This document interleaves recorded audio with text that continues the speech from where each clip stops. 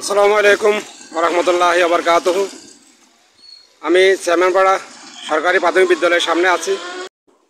রাস্তার পাশে ড্রেনের উন্নয়নমূলক কাজ চলতেছে। স্কুলের সামনে যেহেতু বিষয়টি, তাই সকলের দৃষ্টি আকর্ষণ করতেছি। যারা দায়িত্বশীল ব্যক্তি আছেন, আপনারা অবশ্যই দেখতে পারতেছেন এই যে এখানে ড্রেনের দুটি স্ল্যাব বা একটি স্ল্যাব এখানে দেওয়া হয়নি, যার কারণে হয়তো যে কোনো মুহূর্তে বাচ্চারা পড়ে যেতে পারে। এবং স্কুলের গেটে আরেক পাশে এই যে এখানেও আরেকটি স্ল্যাব বানানো হয়েছে, কিন্তু সেটা ঢেকে দেওয়া হয়নি।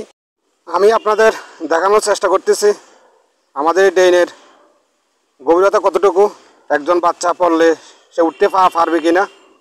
যেহেতু এটা একটা প্রাইমারি স্কুল, শিশু বাচ্চারা এখানে লেখাপড়া করে, তারা যে কোনো মুহূর্তে পড়ে যেতে পারে।